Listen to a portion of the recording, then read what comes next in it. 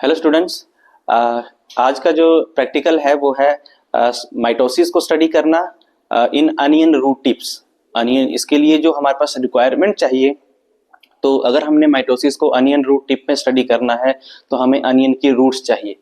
अब अनियन की रूट्स आप फ्रेशली भी यूज कर सकते हैं, जो आपके खेतों में ग्रो हुआ हुआ अनियन है उसकी रूट्स भी यूज कर सकते हैं, प्लस आप लैब में भी अनियन की रूट्स को इस तरीके से पानी में जो है वो अनियन को डिप करके रख सकते हैं, उसकी रूट्स जो है वो ग्रो हो जाएंगी और उनका भी आप यूज कर सकते हैं। तो हमने भी अनियन जो है वो की रूट्स जो है वो रखी हुई हैं, ये कम से कम 1 से 2 दिन जो है वो लेती हैं ग्रो होने के लिए।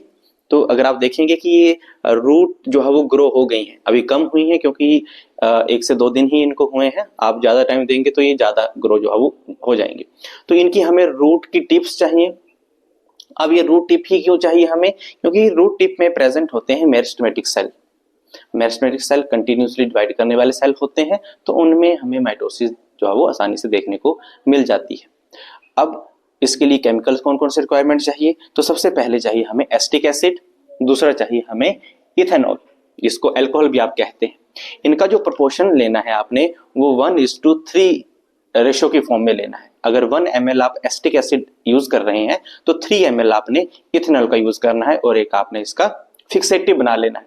अब ये फिक्सेटिव हमने ऑलरेडी बना के रखा हुआ है और इसके अंदर हमने अनियन रूट की जो टिप है उनको डिप करके रखा हुआ है। अब ये डिप जो है वो आपने 1 आवर के लिए कम से कम जो है वो रखना है।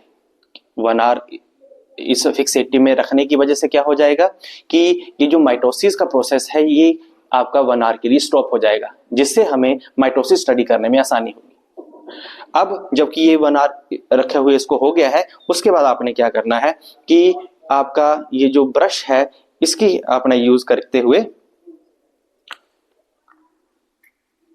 एक साफ ग्लास स्लाइड यूज करनी है।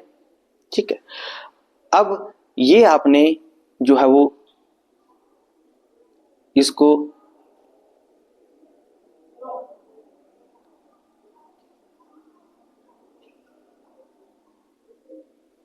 यहां पे जो है वो स्लाइड के ऊपर जो है इस तरीके से ले आना है। पानी की ड्रॉप्स इसमें आपने डाले रखनी है ताकि ये ड्राई ना हो जाए। और एक इसके लिए हम डाई यूज करेंगे जो है हमारे पास एसिटोकार्बाइन डाई। इसमें हम सेफानिन का यूज नहीं करेंगे, एसिटोकार्बाइन का यूज करेंगे। इस डाई का जो है हम यूज करेंगे। और हमें चाहिए एक बर्नर। अब बर्नर क्यों है? क्योंकि इसको थोड़ा सा हमें वार्म करना पड़ेगा इसके लिए। और एक और एसिड चाहिए जिसका नाम है हाइड्रोक्लोरिक एसिड, जो हम इसमें यूज करेंगे। कवर स्लिप हमें चाहिए, फोर्सेप हमारे पास चाहिए। तो ये चीजें आपके पास होनी चाहिए।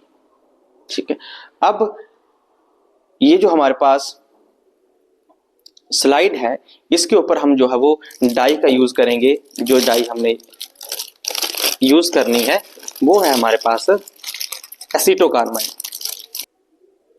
ठीक है, डाई यूज करने के बाद आपने इसमें एसिड डालना है जो है हमारे पास हाइड्रोक्लोरिक एसिड। ये हम जो है वो ड्रॉपर की हेल्प से जो है वो डालेंगे।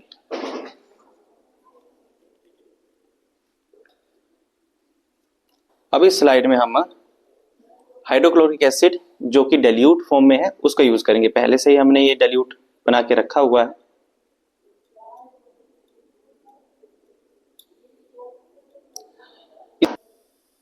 अब इसको हम फ्लेम के ऊपर धीरे धीरे जो है वो वार्म करेंगे। इसके ऊपर एकदम से नहीं रखेंगे, इसको धीरे धीरे इसके ऊपर हिलाते रहेंगे और जब ये हल्का वार्म हो जाएगा तब तक हमने इसको इसके ऊपर थोड़ा थोड़ा गर्म करते रहना है। इसको के ऊपर बबल्स ना बने।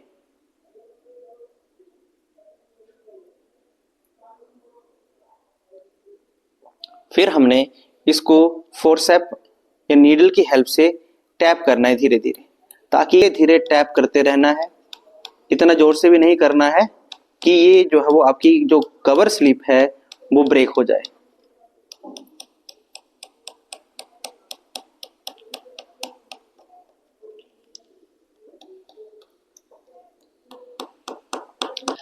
जब ये अच्छे से ग्राइंड हो जाए तब आपने जो है वो इसको माइक्रोस्कोप के नीचे जो है वो देख,